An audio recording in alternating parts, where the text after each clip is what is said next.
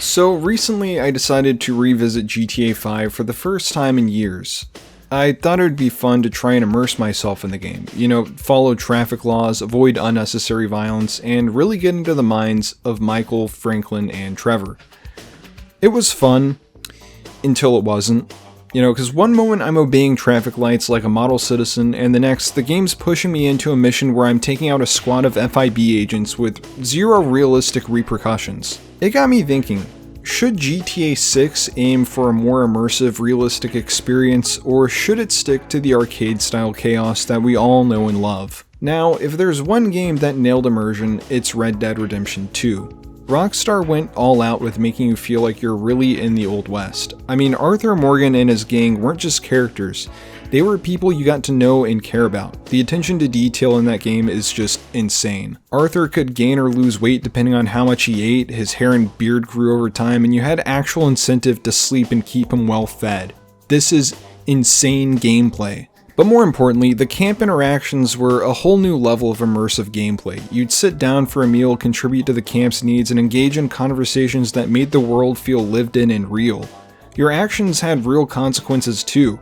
If you commit a crime in a certain area, you better believe there was a bounty on your head until you paid it off. It wasn't just about shaking the law, you had to actually deal with the aftermath. And the honor system? Genius. NPCs treated you differently based on whether you were a saint or a total bastard. It made decisions in the game feel important. There were actual consequences in the world if you decided to kill everyone in Valentine on a whim. Now, imagine some of these features in a GTA game. Let's start with the basics, weight change. Now, this isn't something that is new to a GTA game, it was a feature in San Andreas, but I really didn't find it to be meaningful in the game at all when I played it. It's cool that it's in the game, but I never felt compelled to utilize it one way or the other. If CJ was skinny or fat, didn't really make a difference to me. The story never made me care about what CJ's weight was, but I was definitely getting concerned when Arthur started to look worse and started losing a ton of weight. So the bottom line is that if weight is an added feature in GTA 6, it needs to have a tangible link to what is happening in the world. Give me a reason to care about it. Maybe your character spends too much time at Burger Shot, not enough time running from the cops, and suddenly those chases get a little bit more challenging. You'd actually see the physical effects of your lifestyle choices, making the game world feel more tangible. Persistent wanted levels and bounties could bring a new dynamic to the game as well. Instead of just losing the cops by hiding in an alley for a few minutes, you'd have to deal with the long-term consequences. I think it would add a whole new layer to GTA if you had to be a bit more careful when committing crimes. The stakes would be higher even for something as simple as stealing a car. In previous GTA games, you basically needed to be stealing a car in front of a police officer for there to be any blowback. I think it would be interesting if you had to carefully pick when and where you stole a car. And on that same subject, a change to police response to crime would obviously be needed. Police wouldn't immediately start shooting you unless it was warranted.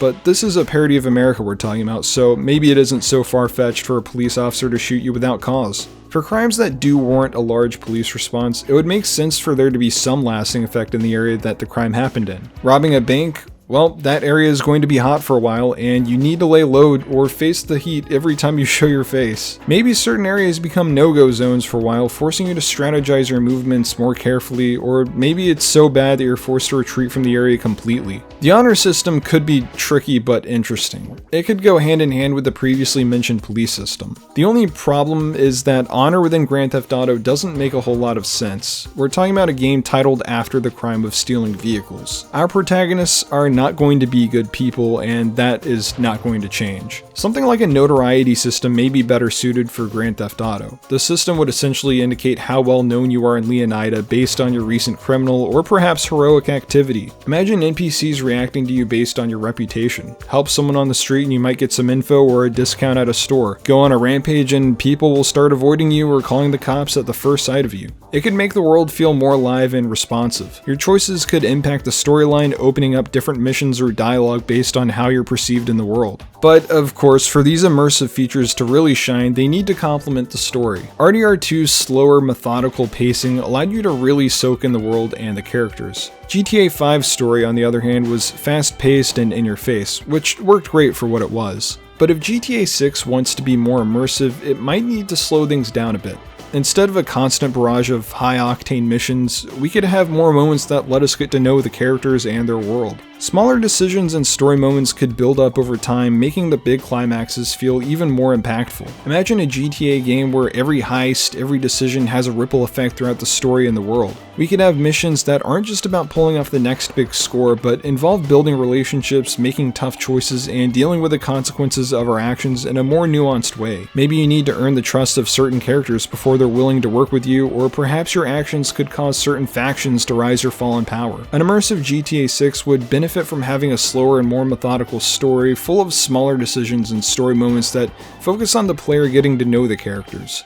The world needs to feel like it reacts to you in a believable way. It could mix the chaotic fun of GTA with the depth and immersion of RDR2, creating a truly unforgettable experience if Rockstar decides to go this way. With all that said, I'd personally love to see more immersive features in GTA 6, but of course they need to fit the story. If Rockstar can balance the chaos with some deeper, more meaningful gameplay elements, we could be in for something truly special.